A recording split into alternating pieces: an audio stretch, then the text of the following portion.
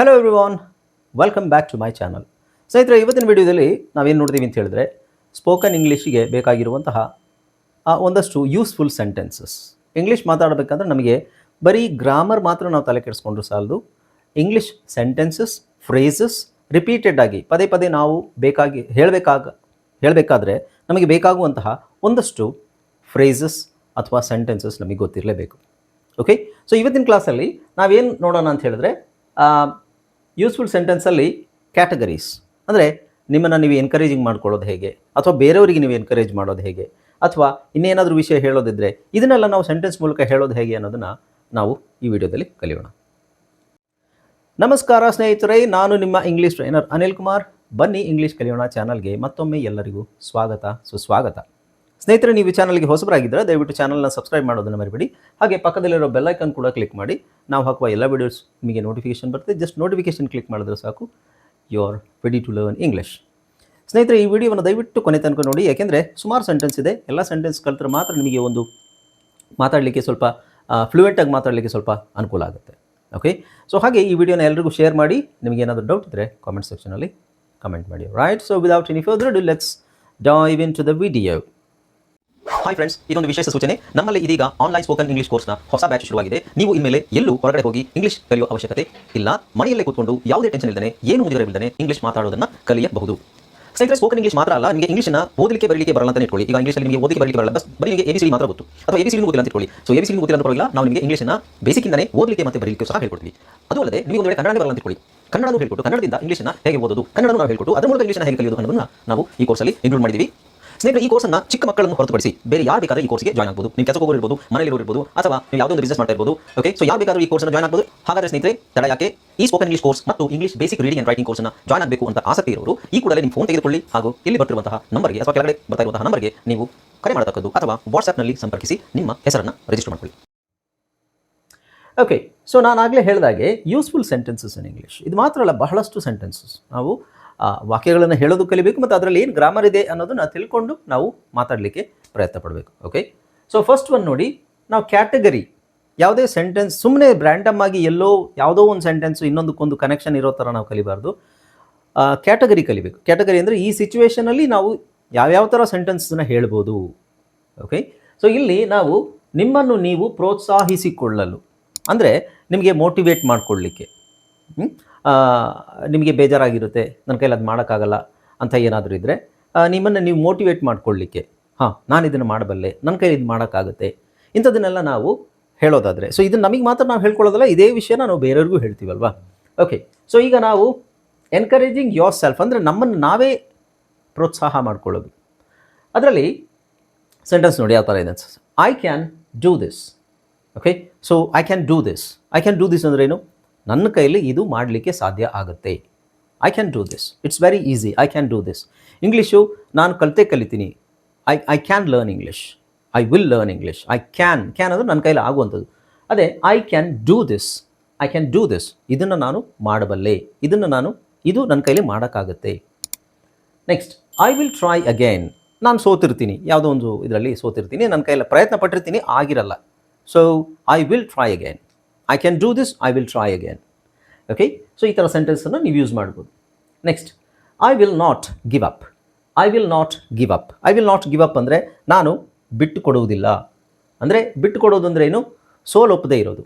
ನಾನು ಸೋಲೊಪ್ಕೊಳ್ಳಲ್ಲ, ಅಥವಾ ನಾನು ಬಿಟ್ಕೊಡಲ್ಲ, ನಾನು ಇನ್ನೂ ಪ್ರಯತ್ನ ಪಡ್ತೀನಿ. I will not give up. I will not give up, ಅಥವಾ ಇದನ್ನು ನಾವು I will never give up ಅಂತಲೂ ಹೇಳ್ಬೋದು. ಎಂದಿಗೂ ನಾನು ಸೋಲನ್ನು ಒಪ್ಕೊಳ್ಳೋದಿಲ್ಲ, ಬಿಟ್ಕೊಡೋದಿಲ್ಲ, ಮತ್ತೆ ಪ್ರಯತ್ನ ಪಡ್ತೀನಿ. Okay, next, I believe in my self. I believe in myself. ನನ್ನಲ್ಲಿ ನಾನು ನಂಬಿಕೆ ನನ್ನನ್ನು ನಾನು ತುಂಬ ನಂಬ್ತೀನಿ, ಅಥವಾ ನನ್ನಲ್ಲಿ ನನಗೆ ತುಂಬ ನಂಬಿಕೆ ಇದೆ, ನನಗೆ ನನ್ನ ಮೇಲೆ ನಂಬಿಕೆ ಇದೆ. Okay, so I believe myself ಅಲ್ಲ, I believe in myself. ತುಂಬ ಜನ ಮಿಸ್ಟೇಕ್ ಮಾಡ್ತಾರೆ, ಐ ಬಿಲೀವ್ ಮೈ ಸೆಲ್ಫ್ ಅಂತ ಹೇಳ್ತಾರೆ, I believe in myself. Okay, next, I can learn from this. I can learn from this. ಇದರಿಂದ ನಾನು ಕಲಿಬೋದು, ಇದರಿಂದ ನನಗೆ ಕಲಿಯೋಕ್ಕೆ ಸಾಧ್ಯ ಆಗುತ್ತೆ. I can learn from this. From what? I can learn from the failures. ನಾನು ಸೋತಿದ್ದೀನಿ, ಇದರಿಂದ ನಾನು ಕಲ್ತ್ಕೋತೀನಿ, ಇದರಿಂದ ನನಗೆ ಕಲಿಯೋಕ್ಕಾಗುತ್ತೆ. Okay, so beautiful sentences, right? ಇದನ್ನು ನೀವು ಬೇರೆಯವರಿಗೆ ಪ್ರೋತ್ಸಾಹ ಮಾಡೋದಾದರೆ, ಇತರರನ್ನು ಪ್ರೋತ್ಸಾಹಿಸಲು. ಓಕೆ, ನಮ್ಮನ್ನು ನಾವು ಪ್ರೋತ್ಸಾಹಿಸ್ಕೊಳ್ಳೋಕ್ಕೆ ಐ ಕ್ಯಾನ್ ಡೂ, ಐ ಅಂತ ಹೇಳ್ತೀವಿ.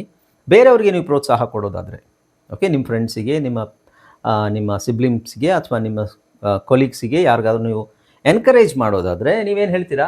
ಐ ಕ್ಯಾನ್ ಡೂ ದಿಸ್ ಅಂತ ಹೇಳಿರೋದನ್ನು ಯು ಕ್ಯಾನ್ ಡೂ ಇಟ್.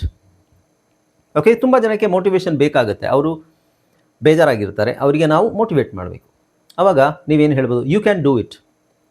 ನಿನ್ನ ಕೈಲಿ ಅದು ಖಂಡಿತ ಸಾಧ್ಯ ಆಗುತ್ತೆ. You can do it. Okay, ನಾವು don't give up. Don't give up ಅಂದರೆ ಏನು?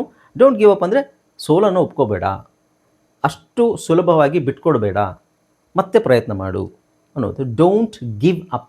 ನೋಡಿ, ಗಿವ್ ಅಂದರೆ give up, it's a phrasal verb. Give ಅಂದರೆ ಕೊಡು, ಅಪ್ ಅಂದರೆ ಮೇಲೆ ಕೊಡು ಅಂತಲ್ಲ. ಗಿವ್ ಅಪ್ ಅಂದರೆ ಸೋಲನ್ನು ಒಪ್ಪಿಕೊಳ್ಳುವುದು, ಅಥವಾ ಸಾಕು ನನಗೆ, ಇನ್ಮೇಲೆ ನಾನು ಇದನ್ನು ಬಿಟ್ಟು ಬಿಡ್ತೀನಿ ಅಂತ ಹೇಳೋದಕ್ಕೆ ಗಿವ್ ಅಪ್ ಅನ್ನೋ ಪದ ಫ್ರೇಸ್ ಇದೆ. ಓಕೆ, ನೆಕ್ಸ್ಟ್ ನೋಡಿ, ಕೀಪ್ ಟ್ರೈಯಿಂಗ್. ಕೀಪ್ ನೋಡಿ, ಇಲ್ಲಿ ನೀವು ಪ್ರತಿಯೊಂದು ಪದದ ಮೀನಿಂಗ್ ತಗೋಬಾರ್ದು. ಫ್ರೇಸ್ ಅಂತ ಬಂದಾಗ ಎರಡು ಪದ ಒಟ್ಟಿಗೆ ಸೇರಿದಾಗ ನಾವು ಒಂದೊಂದು ಪದದ ಮೀನಿಂಗ್ ತೊಗೊಂಡ್ರೆ ತಪ್ಪಾಗುತ್ತೆ. ಅದು ಕೀಪ್ ಅಂದರೆ ಇಡು, ಟ್ರೈಯಿಂಗ್ ಅಂದರೆ ಪ್ರಯತ್ನ ಪಡು ಅಲ್ವಾ? ಪ್ರಯತ್ನ ಪಡುವುದನ್ನು ಇಡು ಅಂತಲ್ಲ. ಸೊ ಕೀಪ್ ಟ್ರೈಯಿಂಗ್ ಅಂದರೆ ಕಂಟಿನ್ಯೂ ಮಾಡು, ಮುಂದುವರಿಸು, ಪ್ರಯತ್ನ ಪಡುವುದನ್ನು ಮುಂದುವರಿಸು. ಓಕೆ, ಪ್ರಯತ್ನಿಸುತ್ತಲೇ ಇರು ಅಂತ ಅರ್ಥ. ಪ್ರಯತ್ನ ಪಡುವುದನ್ನು ಮುಂದುವರಿಸು ಅಂತ ಅರ್ಥ. Believe in yourself. ನಾವು ಹೇಳೋದು I believe in myself, ನನ್ನಲ್ಲಿ ನನಗೆ ನಂಬಿಕೆ ಇದೆ. So believe in yourself, ನಿನ್ನನ್ನು ನೀನು ನಂಬು, ನಿನ್ನ ಕೈಲಾಗುತ್ತೆ ಅನ್ನೋದನ್ನು ನೀನು ನಂಬಬೇಕು. You are doing well. You are doing well ಅಂದರೆ ಏನೋ ಮಾಡ್ತಾ ಇರ್ತಾರೆ, ಪ್ರಯತ್ನ ಪಡ್ತಾ ಇರ್ತಾರೆ, ಆವಾಗ ಅವರಿಗೆ ಚಪ್ಪಾಳೆ ತಟ್ಬಿಟ್ಟು okay very good, good job, you are doing well, you are doing well. So doing ಅಂದರೆ ಮಾಡುವುದು, ವೆಲ್ ಅಂದರೆ ಒಳ್ಳೆಯದು, ನೀನು, ಈ ಥರ ನೀವು ಸೆಂಟೆನ್ಸನ್ನು ಟ್ರಾನ್ಸ್ಲೇಟ್ ಡೈರೆಕ್ಟ್ ಮಾಡ್ಬೋದು. So doing well, doing good ಅಂತ ಹೇಳಬೇಡಿ, ಡೂಯಿಂಗ್ ವೆಲ್. ಸೊ ವೆಲ್ ಅನ್ನೋದಕ್ಕೆ ಇಂಗ್ಲೀಷಲ್ಲಿ ಎರಡು ಮೀನಿಂಗ್ ಇದೆ. ಒಂದು ಬಾವಿ, ಇನ್ನೊಂದು ವೆಲ್ ಅಂದರೆ ಚೆನ್ನಾಗಿರುವುದು, ಇನ್ನು improvement. So how are you? I am very well, ನಾನು ಚೆನ್ನಾಗಿದ್ದೀನಿ ಅಂತ ಹೇಳ್ತೀವಲ್ಲ. ಯು ಆರ್ ಡೂಯಿಂಗ್ ವೆಲ್, ನೀನು ಚೆನ್ನಾಗಿ ಮಾಡ್ತಾ ಇದೆಯಾ, ಅದನ್ನೇ ಕಂಟಿನ್ಯೂ ಮಾಡು. ನೀನು ಏನೋ ಮಾಡ್ತಿದೆಯಲ್ಲ, ಚೆನ್ನಾಗೇ ಮಾಡ್ತಾ ಇದೆಯಾ, ಅದನ್ನು you are doing well, you are doing very well, please continue, or keep trying, or you can say go on, continue, carry on, ಈ ಥರ ಎಲ್ಲ ಹೇಳು. ಓಕೆ, ನೆಕ್ಸ್ಟ್ ಪ್ರಯತ್ನ ಮತ್ತು ಪರಿಶ್ರಮಕ್ಕಾಗಿ ಅಂದರೆ for effort and hard work.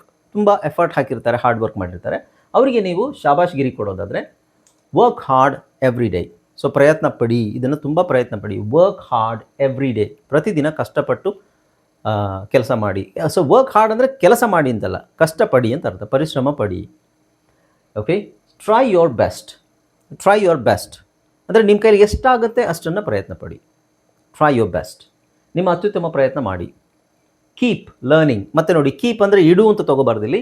Keep learning ಅಂದರೆ ಕಲಿಯುತ್ತಲೇ ಇರಿ, ಕಲಿತಾನೇ ಇರಿ. ಕೀಪ್ ಲರ್ನಿಂಗ್ ನ್ಯೂ ಥಿಂಗ್ಸ್, ಏನನ್ನು, ಹೊಸ ವಿಷಯಗಳನ್ನು ಕಲಿತಾನೇ ಇರಿ ಅಂತ ಅರ್ಥ. So keep learning. ಕೀಪ್ ಆದಮೇಲೆ ನಾವು ಏನು ಯೂಸ್ ಮಾಡ್ತೀವಿ? Keep quiet. ಕೀಪ್ ಅಂದರೆ ಇಡುವುದು, ಕ್ವಾಯಟ್ ಅಂದರೆ ಏನು, ಸುಮ್ಮನಿರುವುದು, ರೈಟ್? ಸೊ ಕೀಪ್ ಕ್ವಾಯಟ್ ಅಂದರೆ ಸುಮ್ಮನೆ ಇರಿ ಅಂತ ಅರ್ಥ. ಸೊ ಕೀಪ್ ಅನ್ನೋದಾದಮೇಲೆ ನಾವು ಮುಂದೆ ಏನು ಬಳಸ್ತೀವಿ ಅನ್ನೋದ್ರ ಮೇಲೆ ಅದು ಫ್ರೇಸು ಮೀನಿಂಗ್ ಚೇಂಜ್ ಆಗುತ್ತೆ. Okay, practice makes you better. So ಇದೆಲ್ಲ ನಾವು ಇನ್ನೊಬ್ಬರಿಗೆ ಮೋಟಿವೇಟ್ ಮಾಡೋದು. Practice makes you better.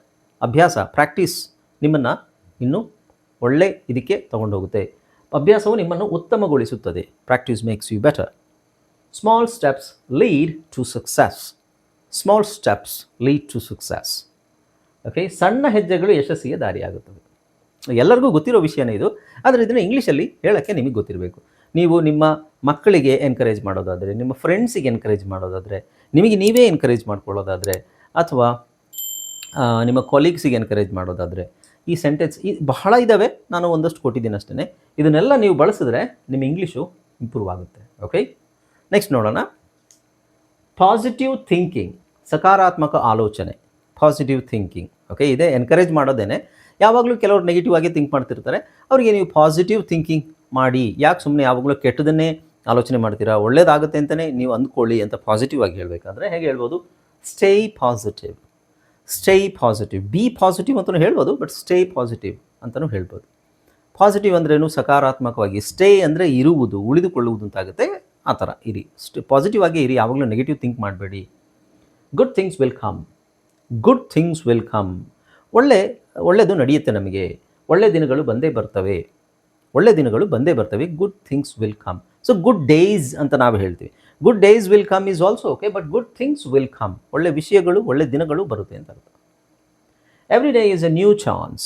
Every day is A new chance. ಪ್ರತಿಯೊಂದು ದಿನ ನಮಗೆ ಒಂದು ಹೊಸ ಅವಕಾಶ. ಹೌದು ತಾನೆ? ಓಕೆ, ಸೊ ಇವತ್ತು ಮಾಡೋಕ್ಕಾಗದೇ ಇರೋದನ್ನು ನಾಳೆ ಮಾಡ್ಬೋದು. ನಾಳೆ ಅನ್ನೋದಿದ್ದಾಗ ನಮಗೆ ಹೊಸ ಅವಕಾಶಗಳು ಇರ್ತವೆ. ಅದನ್ನು ಬಳಸ್ಕೊಳ್ಳೋ ರೀತಿ, ಸಮಯ ಪ್ರಜ್ಞೆ ಮತ್ತು ನಿಮ್ಮ ಆಸಕ್ತಿ, ಆಮೇಲೆ ನಿಮ್ಮ ಪರಿಶ್ರಮ ಇವೆಲ್ಲ ಇರುತ್ತೆ. Okay, mistakes help you grow. Mistakes help you grow. ತಪ್ಪುಗಳು ಮಾಡೋದು ಸಹಜ. ಓಕೆ, ಸೊ ನೀವು ಇದನ್ನು ಹೇಳಬೇಕಾದ್ರೆ ತಪ್ಪು ಮಾಡಿದ್ರೆ ಅದು ಸಹಜ. It's very common to make mistakes. Keep making mistakes. ಮಿಸ್ಟೇಕ್ಸನ್ನು ಮಾಡಿದ್ರೆ ಮಾತ್ರ ನಮಗೆ ಇದು ತಪ್ಪಾಗಿದೆ, ಇದು ಸರಿಯಾಗಿದೆ, ತಪ್ಪು ಯಾವುದು ಸರಿ ಯಾವುದು ಅಂತ ಗೊತ್ತಾಗುತ್ತೆ. Okay, keep trying. Mistakes will help, mistakes help you grow. ಅಂದರೆ ಮಿಸ್ಟೇಕ್ಸ್ ನಿಮಗೆ ಬೆಳೀಲಿಕ್ಕೆ ಸಹಾಯ ಮಾಡುತ್ತವೆ. ನಿಮ್ಮ ತಪ್ಪುಗಳು, ತಪ್ಪು ಮಾಡಿದ್ರೇ ನಮಗೆ ಮುಂದೆ ಸರಿ ಇದು ಅನ್ನೋದು ಗೊತ್ತಾಗೋದು. ಓಕೆ, ಸೊ ತಪ್ಪುಗಳು ನೀವು ಬೆಳೆಯಲು ಸಹಾಯ ಮಾಡುತ್ತದೆ. You will improve with time. You will improve with time. ಸಮಯದೊಂದಿಗೆ ನೀವು ಇಂಪ್ರೂವ್ ಆಗ್ತೀರಾ. ಓಕೆ, ಸೊ ಇದು ಮಾತ್ರ ಅಲ್ಲ, ಬಹಳಷ್ಟು ಹೇಳ್ತಾ ಹೋದರೆ 1 ಗಂಟೆ ಈ ಥರದ ಸೆಂಟೆನ್ಸಸ್ ಹೇಳ್ಬೋದು ಅಲ್ವಾ? ಯಾಕೆಂದರೆ these are very simple sentences. ಈ ಸಿಂಪಲ್ ಸೆಂಟೆನ್ಸಸ್ ನಾವು ಏನು ಮಾಡಬೇಕು, ಅಚ್ಚುಕಟ್ಟಾಗಿ ಕಲಿಬೇಕು. ಓಕೆ, ಇದನ್ನು ಪದೇ ಪದೇ ನೀವು ಹೇಳಬೇಕಾಗತ್ತೆ. ಹೇಳಿದ್ರೆ ಮಾತ್ರ. ಈಗ ನಾನು ಹೇಳ್ತಾ ಇದ್ದೀನಲ್ವ, ಅದನ್ನು ಕೇಳಿಸ್ಕೊಳ್ಳಿ, ವಿಡಿಯೋನ ಪದೇ ಪದೇ ನೋಡಿ. ಜಸ್ಟ್ ಇದನ್ನು ಬರ್ಕೊಳ್ಳೋದ್ರಿಂದ ಏನು ಪ್ರಯೋಜನ ಇಲ್ಲ ನಿಮಗೆ. ಇದು ಯಾವಾಗಲೂ ಇರುತ್ತೆ, ಬಟ್ ನೀವು ಹೇಳಕ್ಕೆ ಟ್ರೈ ಮಾಡಬೇಕು. ಸ್ಪೋಕನ್ ಇಂಗ್ಲೀಷ್ ಅಂತ ಹೇಳಿದಾಗ ನೀವು ಎಷ್ಟು ಹೇಳ್ತೀರಾ ಅಷ್ಟು ನಿಮಗೆ ಉಪಯೋಗ ಆಗುತ್ತೆ. ನೀವು 10 ಸಲ ಹೇಳಿದ್ರೆ 1 ಸಲ ಬರೆದ್ರೆ ಸಾಕು. ಅಂದರೆ ಇಟ್ ಸ್ಟಿಲ್ ಡಿಪೆಂಡ್ಸ್. ಸರ್ ನನಗೆ ತುಂಬ ಸಲ ಬರೆದ್ರೆ ಮಾತ್ರ ಅದು ನೆನಪಲ್ಲಿರುತ್ತೆ, ಹೇಳೋಕ್ಕಾಗುತ್ತೆ ಅಂತ ಹೇಳಿದ್ರೆ ಅಂಥವ್ರು ಬರೀರಿ. ಇಲ್ಲ, ನೀವು ಜಸ್ಟು ಹೇಳ್ತಾ ಹೇಳ್ತಾ ಪ್ರಾಕ್ಟೀಸ್ ಮಾಡಬೇಕಿದು. ಬರೆಯೋದಕ್ಕೆ ತುಂಬ ಟೈಮ್ ಕೊಡಬೇಡಿ. Just say it.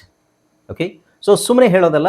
ನನ್ನ ವೀಡಿಯೋನ ಪದೇ ಪದೇ ನೋಡಿ, ಆ ಸೆಂಟೆನ್ಸ್ ನೋಡಿಬಿಟ್ಟು ಅದನ್ನು ನಾನು ಹೇಳ್ದಂಗೆ ನೀವು ಹೇಳ್ತಾ ಹೋಗ್ರಿ. ನಿಮ್ಮ ಪ್ರೊನೌನ್ಸಿಯೇಷನು ಇಂಪ್ರೂವ್ ಆಗುತ್ತೆ. Okay, right. ಸೊ ಸದ್ಯಕ್ಕೆ ಇಷ್ಟು ಸಾಕು. ಇನ್ನು ಮುಂದೆ ನಿಮಗೆ ಬೇರೆ ಟಾಪಿಕ್, ಇದು ಇಷ್ಟು ಒಂದು 15 ಸೆಂಟೆನ್ಸ್ ಇದ್ದಾವೆ. 15 ಸೆಂಟೆನ್ಸ್ ನಿಮ್ಮ ಸದ್ಯಕ್ಕೆ ಕಲ್ತ್ಕೊಂಡ್ರೆ ಸಾಕು. ನೆಕ್ಸ್ಟ್ ಬೇರೆ ಟಾಪಿಕ್ ಬಗ್ಗೆ ನಾವು ಮಾತಾಡೋಣ. ಬೇರೆ ಟಾಪಿಕ್ಸನ್ನ ಕಲಿಬೇಕು. ಸೊ ಒಟ್ಟಿಗೆ ಆಮೇಲೆ ಇನ್ನು ಇದು ಯಾವುದು ಎನ್ಕರೇಜ್, ಇನ್ನೊಬ್ಬರಿಗೆ ಎನ್ಕರೇಜ್ ಮಾಡೋದು, ನಮಗೆ ನಾವೇ ಮೋಟಿವೇಟ್ ಮಾಡೋದು, ಎಲ್ಲ ಬಹಳ ಸೆಂಟೆನ್ಸ್ ಇದ್ದಾವೆ. ಮುಂದೆ ನಾನು ಹೇಳ್ಕೊಡ್ತೀನಿ. ಬಟ್ ಅಟ್ ಪ್ರೆಸೆಂಟ್ ಇಷ್ಟು ಸಾಕು ನಿಮಗೆ. ಓಕೆ, ಸೊ ಮುಂದೆ ಬೇರೆ ಟಾಪಿಕ್ ಬಗ್ಗೆ ಮಾತಾಡೋಣ. ರೈಟ್. ಓಕೆ, ಸೊ ವಿಡಿಯೋ ಇಷ್ಟ ಆಯಿತು ಅಂತ ಅಂದ್ಕೊಂಡಿದ್ದೀನಿ. ಇಷ್ಟವಾದರೂ ಇಷ್ಟವಾಗದೇ ಇದ್ದರೂ ಈ ವಿಡಿಯೋಗೆ ಒಂದು ಲೈಕನ್ನು ಕೊಟ್ಬಿಡಿ. ಹಾಗೆ ನೀವು ಹೊಸಬರಾಗಿದ್ದರೆ ದಯವಿಟ್ಟು ಚಾನಲ್ನ ಸಬ್ಸ್ಕ್ರೈಬ್ ಮಾಡೋದನ್ನು ಮರಿಬೇಡಿ. ಆ್ಯಂಡ್ ವಿಡಿಯೋನ ಎಲ್ಲ ಕಡೆ ಶೇರ್ ಮಾಡಿ. ನಿಮಗೆ ಏನಾದರೂ ಡೌಟ್ ಇದ್ದರೆ ಕಾಮೆಂಟ್ ಸೆಕ್ಷನಲ್ಲಿ ಕಾಮೆಂಟ್ ಮಾಡಿ. Okay, and yes, thank you so much for watching this video. I hope you enjoyed this video. We'll meet in the next video. Until then, this is Anil Kumar signing off. Bye-bye. Take care.